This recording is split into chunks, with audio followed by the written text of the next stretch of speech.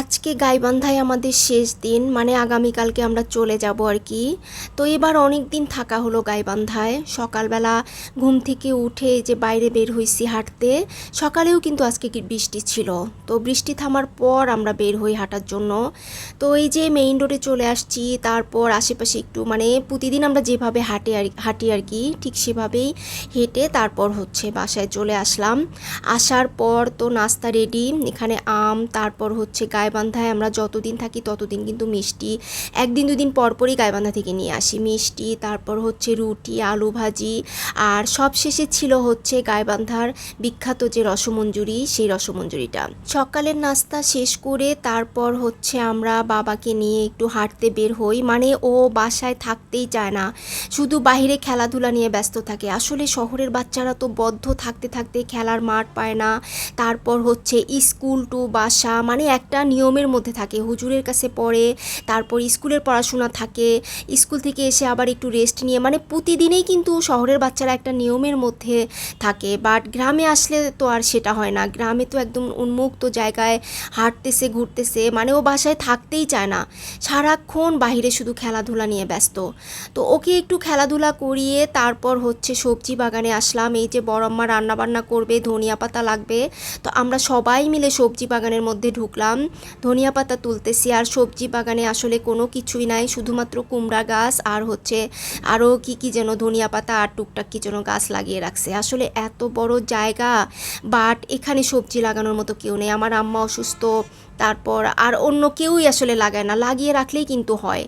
ঢাকায় মানুষ ছাদের উপরে ছাদ বাগান করে, সবজি বাগান করে কত সুন্দরভাবে মানে নিজেদের সবজিগুলো খাচ্ছে। বাট আমাদের এত পরিমাণ জায়গা পড়ে আছে বাড়ির সামনে পিছনে, বাট কেউই কোনো কিছু করে না। আর আমরা দু বোনও তো গাইবান্ধায় থাকি না, ঢাকা থেকে তো আমার বছরে 2বার বা 3বার গাইবান্ধাতে আসা হয়। তো এবার ইচ্ছা ছিল যে ছাদে হচ্ছে মানে ড্রাম বসিয়ে একদম আম গাছ, তারপর হচ্ছে পেঁপে গাছ, আরও বিভিন্ন রকমের ফলের গাছ লাগিয়ে দিয়ে যাব। বাট আমার আম্মা অসুস্থ থাকার কারণে আসলে এই সময়টুকু একদমই হয়নি।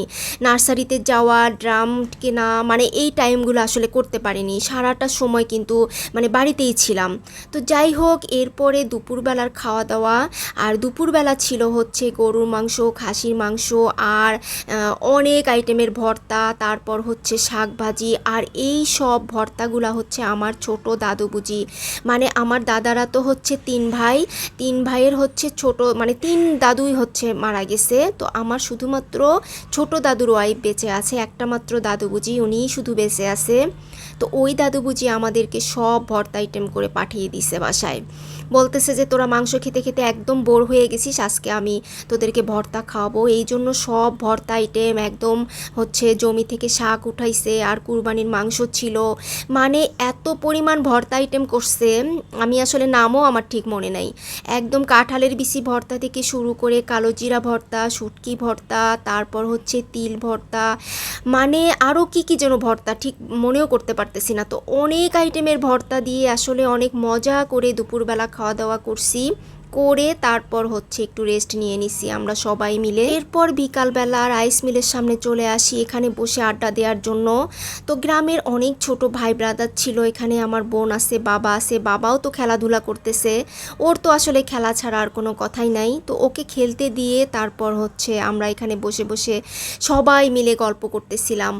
আর চলে যাব, অনেক দিন থাকা হলো এবার গাইবান্ধায়। তো সবার সাথে আসলে গল্প আড্ডাতে একদম মানে অনেকটা ভালো সময় কাটাচ্ছিলাম।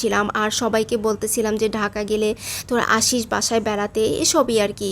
আর এই যে চারপাশের ভিউটা এত সুন্দর, এত খোলামেলা, আর প্রচুর বাতাস। মানে গাইবান্ধায় আসার পর ওয়েদার এবার এত সুন্দর, মানে রোদ নাই, রোদ তো একদমই কম পাইছি, মানে ওঠেইনি ধরতে গেলে সূর্য। ওয়েদার একদমই খুবই সুন্দর একটা ওয়েদার ছিল, মানে রোদ ছাড়াই প্রচুর বাতাস, তারপর হচ্ছে গরমও না আবার ঠান্ডাও না, মানে এত পরিমাণ বাতাস লাগে, শরীর একদম একদম ঠান্ডা হয়ে যায়, মনে হয় যে ফ্যানের আর কোনো প্রয়োজনই নেই। বাট ঢাকায় কিন্তু প্রচণ্ড পরিমাণে গরম। আর আমরা গাইবান্ধায় একেবারে শীতল বাতাসের মধ্যে এরকম প্রাকৃতিক পরিবেশে বসে বসে অনেক সুন্দর ভালো সময় কাটালাম। মানে এই কয়েকটা দিন এত ভালো কাটলো। এবার কিন্তু আমি আমার বোন সহ অনেক দিন আমরা গাইবান্ধায় থাকলাম। তো আবারও আসলে আসা হবে, বাট কবে আসা হবে এটা ঠিক জানি না। তবে আজকেই ছিল হচ্ছে আমাদের গ্রামে শেষ দিন, এজন্যই একটু বিকাল টাইমটা একদম খুব ভালোভাবে সবার সাথে দেখা সাক্ষাৎ করে কথা বলে খুব ভালো একটা সময় আমরা এখানে বসে কাটাই। আমরা কিন্তু আবার সন্ধ্যার আগে বাসায় যাই, গিয়ে চা খেয়ে নাস্তা খেয়ে আবারও সন্ধ্যার পরে হাঁটতে বের হই। আজকে এ পর্যন্তই ছিল। সবাই ভালো থাকবেন, সুস্থ থাকবেন। আল্লাহ হাফেজ।